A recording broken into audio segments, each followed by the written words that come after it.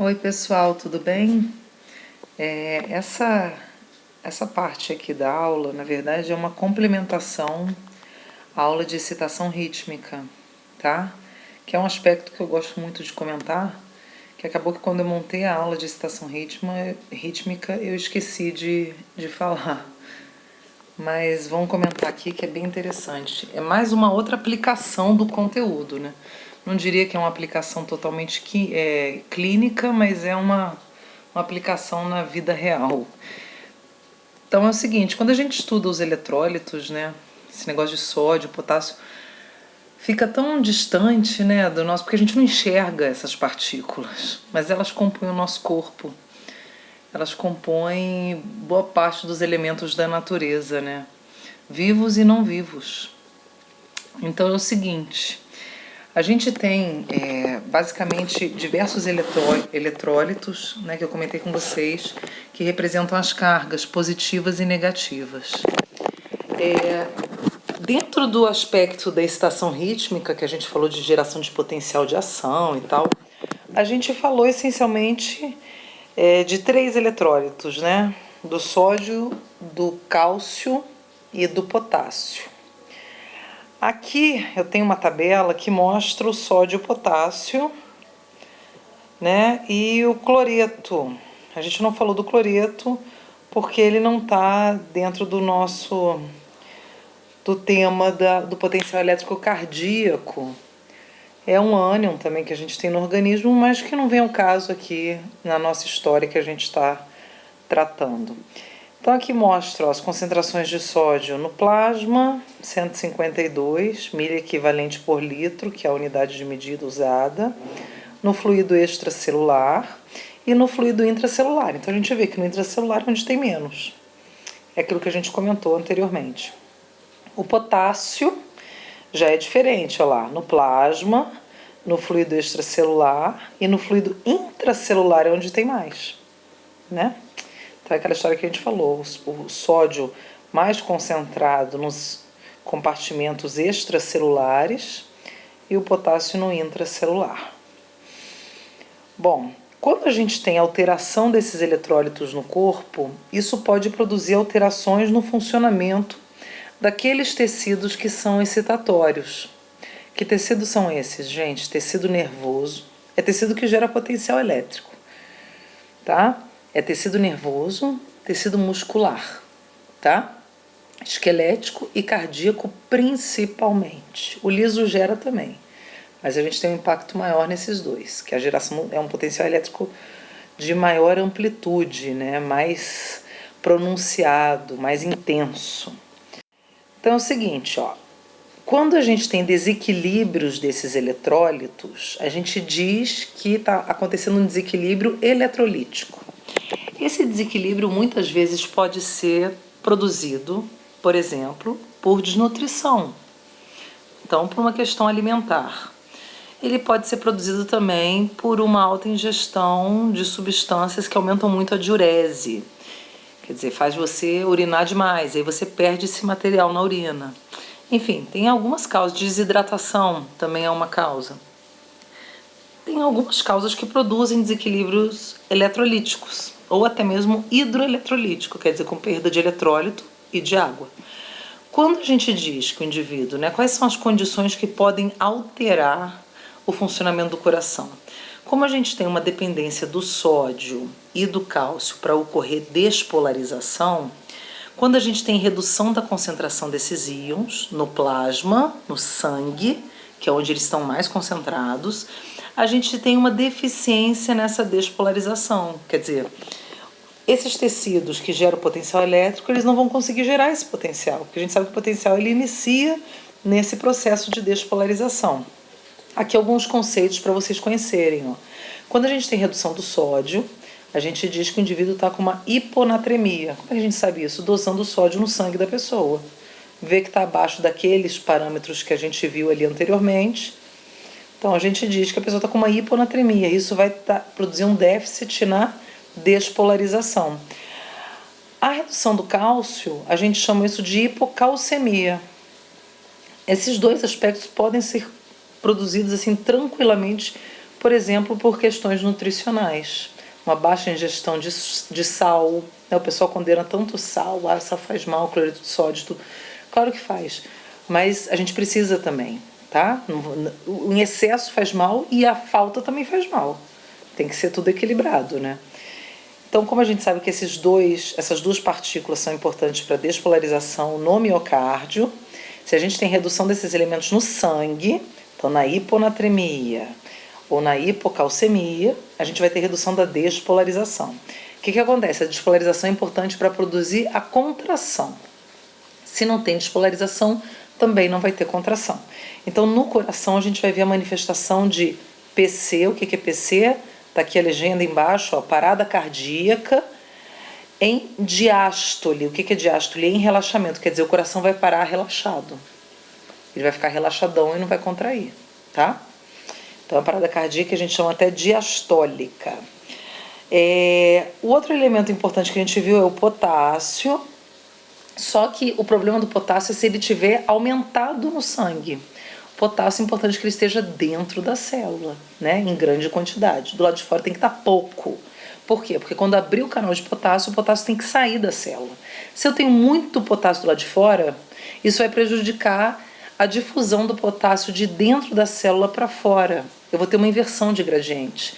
Então, o canal vai abrir, só que o potássio não vai sair. Então, quando eu tenho excesso de potássio, gente, eu chamo isso de hipercalemia, tá? A hipercalemia ou hiperpotassemia. Como o potássio é importante para a etapa de repolarização, quer dizer, o retorno à polaridade inicial, a falta da repolarização vai prejudicar o processo de relaxamento do músculo. Então, se eu não tenho repolarização, eu vou ter uma parada cardíaca em sístole, em contração.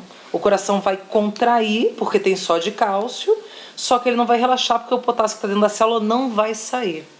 Então, eu vou ter despolarização e não vou ter repolarização. Na despolarização, eu tenho contração. Para o músculo relaxar, ele precisa repolarizar, mas como eu não tenho a saída do potássio, dentro da célula o potencial vai permanecer despolarizado, quer dizer, positivo. Eu não vou ter saída de carga, eu não vou ter saída de carga positiva da célula, né? Então ela vai permanecer positiva. Então eu tenho a PC, o que é PC? Parada cardíaca em sístole, em contração. Bom, por que eu estou falando isso? Então, desequilíbrio eletrolítico pode produzir parada cardíaca, tá? Por isso que muitas vezes, quando o indivíduo está com suspeita de infarto, uma das coisas que a gente tem que observar também são os níveis dos eletrólitos no sangue. Então, o médico muitas vezes solicita um exame, uma análise dos níveis de sódio e potássio sanguíneos, tá? Para ver se tem alteração.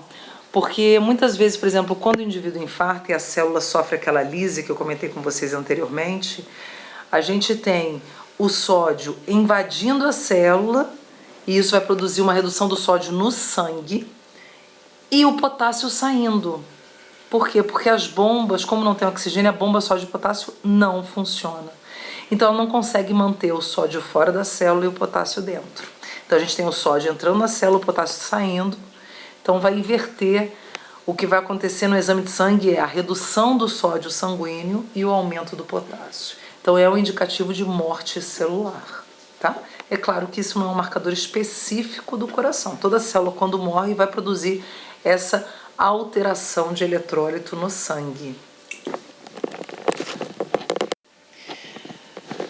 Bom, gente, e uma coisa interessante, né, que isso é usado, esse aspecto do eletrólito produzindo parada cardíaca, é nas situações de execução de presos nos Estados Unidos através da injeção letal, né? A gente sabe que nos Estados Unidos é uma penalidade muito utilizada e envolve a injeção de substâncias em alta concentração que vão produzir, claro, a morte do indivíduo, né? Então, o indivíduo que está lá no corredor da morte, antigamente se usava cadeira elétrica, né? Mais antigamente ainda, lá para trás, tinha guilhotina, né? Enfim, enforcamento E aí foi se aprimorando, vamos dizer assim, para diminuir o sofrimento da pessoa no momento da morte. E se chegou à injeção letal e que hoje está sendo contestada. Tem estados que estão propondo de novo uma decapitação, só que através do uso de uma máquina. Enfim, mas injeção letal, para aplicar isso que eu falei para vocês com relação a eletrólito. Então é o seguinte, gente, olha aqui. A gente tem o indivíduo, ele recebe 3 injeções que são administradas em intervalos de 5 minutos, mais ou menos uma para outra. Qual é o objetivo dessas injeções? Né? Uma delas, que é a última, é produzir a parada cardíaca. Então vamos ver aqui, ó. Então são 3 injeções, como está mostrando aqui no desenho, ó. Então a primeira é esse tiopental sódico. O que é o tiopental? É uma substância que é um sedativo. Ela tem um alto poder de produzir sedação. Então a pessoa, quando recebe essa substância, então é importante dizer o seguinte, que a gente tem, o indivíduo vai ter 2 acessos venosos, como estava mostrando naquela figurinha anterior. Então, nas 2 veias, né, dos 2 membros superiores, ele tem as veias acessadas, usa muito uma veia chamada veia cefálica.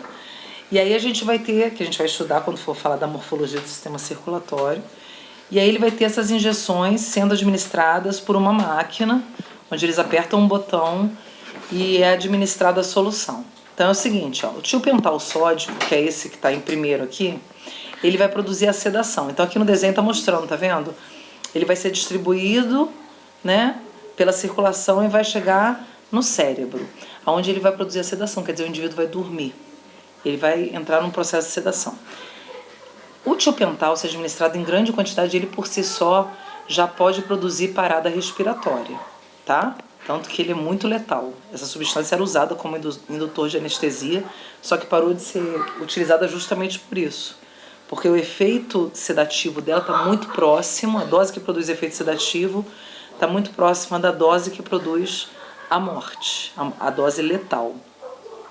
Depois de 5 minutos, quando se observa que a pessoa está realmente sedada, é administrada o pancurônico, brometo de pancurônico, que é uma substância que produz relaxamento muscular. Então os músculos do indivíduo relaxam todos, ele bloqueia a placa motora muscular e pode bloquear o diafragma, e bloqueia o diafragma. Em alta concentração vai bloquear o diafragma. Aí você tem uma parada respiratória. E por último, a gente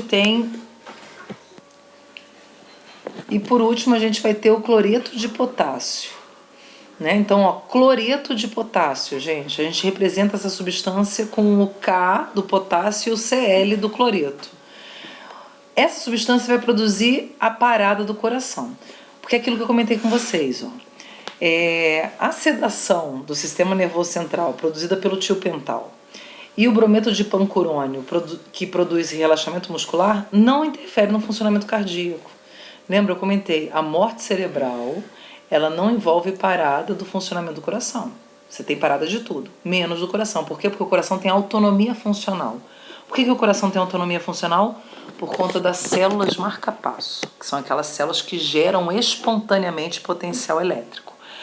O cloreto de potássio, ele vai conseguir produzir parada cardíaca por conta do potássio, porque a gente vai ter aquele aumento do potássio no sangue e isso vai acabar prejudicando a saída do potássio de dentro das células, porque a gente vai ter inversão de gradiente.